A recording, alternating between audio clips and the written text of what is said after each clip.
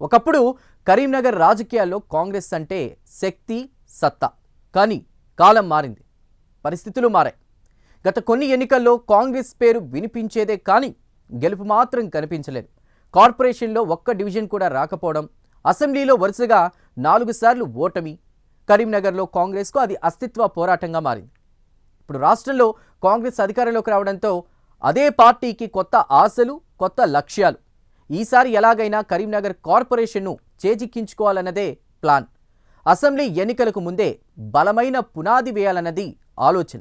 కానీ బయట ప్రత్యర్థుల కంటే లోపల ఉన్నవాళ్లే పెద్ద అడ్డంకిగా మారుతున్న పరిస్థితి.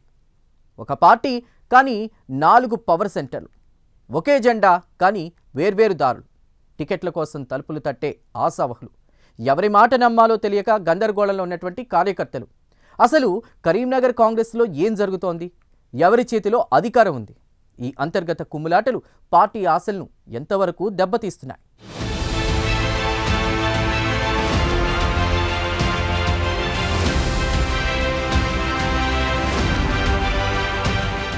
కరీంనగర్ రాజకీయాల్లో కాంగ్రెస్ పార్టీకి గత కొన్నేళ్లుగా గట్టి ఎదురుదెబ్బలే ఎదురయ్యాయి.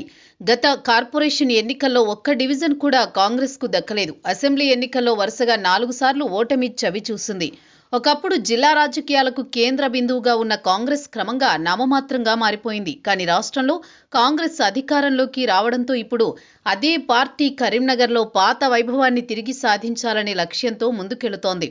పంచాయతీ ఎన్నికల్లో కొంత ఊపు రావడంతో ఈసారి మున్సిపల్ కార్పొరేషన్ ఎన్నికల్లో సత్తా చాటాలని వ్యూహం రచిస్తోంది.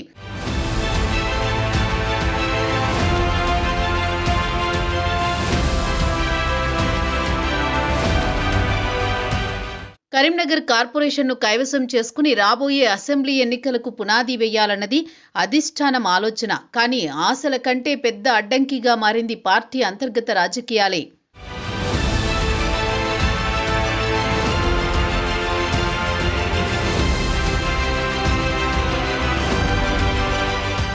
మరోవైపు గత కొంతకాలం వరకు అసెంబ్లీ నియోజకవర్గానికి సరైన ఇన్ఛార్జి కూడా లేని పరిస్థితి. కానీ ఉన్నా పని చేయని నేతలు, పార్లమెంటు స్థాయిలోనూ అంతే నిర్లక్ష్యం. దీంతో జిల్లాలో కాంగ్రెస్ రాజకీయాలు పూర్తిగా స్తంభించిపోయాయి. అయితే ఇప్పుడు పరిస్థితి మారింది. జిల్లా అధ్యక్షుడిగా మేడిపల్లి సత్యం, కరీంనగర్ కార్పొరేషన్ అధ్యక్షుడిగా వైద్యుల అంజన్ కుమార్, అసెంబ్లీ నియోజకవర్గ ఇన్ఛార్జిగా వెలిచాల రాజేందర్రావు, సుడా చైర్మన్గా కోమటిరెడ్డి నరేందర్ రెడ్డి, ఇలా కొత్త నియామకాలతో పార్టీకి 4 అధికార కేంద్రాలు ఏర్పడ్డాయి. కానీ ఇక్కడే అసలు సమస్య మొదలైంది. ఒక పార్టీ కానీ 4 పవర్ సెంటర్లు, ఒకే లక్ష్యం కానీ 4 రాజకీయ ఎజెండాలు, ప్రతి నేత తనకే అధికారం అన్నట్టుగా వ్యవహరిస్తూ ఎవరికి వారు వేర్వేరు దిశల్లో రాజకీయాలు నడిపిస్తున్నారు. ఇక పరిస్థితిని మరింత క్లిష్టంగా మార్చుతోంది 2 మంత్రుల మధ్య సాగుతున్న ఆధిపత్య పోరు. మంత్రి శ్రీధర్ బాబు, పొన్నం ప్రభాకర్ ఇద్దరి మధ్య ప్రత్యక్షంగా కాకపోయినా అంతర్గతంగా కొనసాగుతున్న రాజకీయ విభేదాలు పార్టీకి భారంగా మారుతున్నాయి.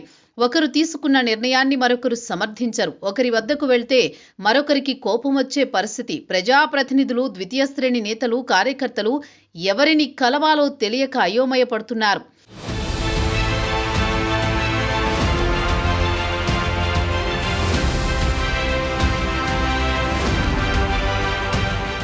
ఇదిలా ఉండగా assembly in charge Velichala Rajender Rao corporation పరిధిలోని డివిజన్లన్నింటిలో విస్తృతంగా పర్యటిస్తూ తానే కార్పొరేషన్ ఎన్నికల బాధ్యతలు తీసుకున్నట్లు ప్రచారం చేస్తున్నారు. టిక్కెట్లు ఇవ్వడం నుంచి అభ్యర్థులను గెలిపించే వరకు అన్ని వ్యవహారాలు తానే చూసుకుంటారని చెబుతున్నారనే సమాచారం. ఇతర పార్టీల నేతలను కాంగ్రెస్లో చేర్చుతూ కండువాలు కప్పుతూ రాజకీయ వేడి పెంచుతున్నారు. అయితే కార్పొరేషన్ అధ్యక్షుడు అంజన్ కుమార్ మాత్రం దీనిని తీవ్రంగా ఖండిస్తున్నారు. టిక్కెట్లు ఇచ్చే అధికారం ఎవరికీ లేదని, అన్ని నిర్ణయాలు పార్టీ అధిష్టానమే తీసుకుంటుందని బహిరంగంగా ప్రకటించారు.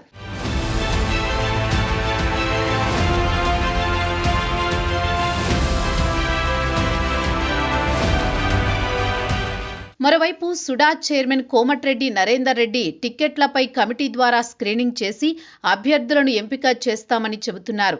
ఇలా 3 నేతలు, 3 మాటలు, ఒకే పార్టీ నుంచి 3 వేర్వేరు సంకేతాలు. ఈ గందరగోళం మధ్య టిక్కెట్ ఆశిస్తున్న ఆశావహులు తీవ్ర అయోమయంలో ఉన్నారు. ఎవరి వద్దకు వెళితే అవకాశం వస్తుందో తెలియని పరిస్థితి. ఒకరికి తెలియకుండా మరొకరిని కలుస్తూ ఎక్కే గడప దిగే గడపగా తిరుగుతున్నారు. పరిస్థితి చేజారుతోందని గుర్తించిన డీసీసీ అధ్యక్షుడు మేడిపల్లి సత్యం రంగంలోకి దిగారు. అన్ని నిర్ణయాలు పార్టీ రాష్ట్ర నాయకత్వమే తీసుకుంటుందని స్పష్టం చేశారు. స్థానిక నేతలు ఈ అంశంపై మాట్లాడవద్దని సూచించారు. కానీ బయట కనిపిస్తున్నది మాత్రం మరో వాస్తవం. అధికారం కోసం సాగుతున్న అంతర్గత పోరు, పార్టీ విజయావకాశాలను దెబ్బలు తీసే ప్రమాదం స్పష్టంగా కనిపిస్తోంది. ఇలాంటి పరిస్థితుల్లో కరీంనగర్ కార్పొరేషన్ను కాంగ్రెస్ గెలుచుకోవడం సాధ్యమా లేదా నాయకుల మధ్య పోరే పార్టీకి పరాజయంగా మారుతుందా? ఇద్దరు మంత్రులను సమన్వయంతో పనిచేయించే దిశగా అధిష్టానం నిర్ణయం తీసుకుంటుందా? పార్టీ పూర్వవైభవాన్ని తిరిగి సాధించాలంటే ముందుగా అంతర్గత కలహాలకు ముగింపు పలకాల్సిన అవసరం స్పష్టంగా కనిపిస్తోంది. మొత్తానికి కరీంనగర్ కాంగ్రెస్లో పరిస్థితి ఒక్కటే స్పష్టం చేస్తోంది. ప్రత్యర్థి పార్టీలను ఎదుర్కొనే ముందుగా తమలో తాము ఒకే మాటపై నిలబడాల్సిన అవసరం ఉంది. 4 పవర్ సెంటర్లు, 3 వేర్వేరు సంకేతాలు. ఇది ఎన్నికల సమయంలో పార్టీకి బలమా లేక బలహీనత అన్నది ప్రశ్న. కార్పొరేషన్ గెలుపు కోసం వ్యూహం అవసరం, కానీ అంతకంటే ముందు ఐక్యత అవసరం.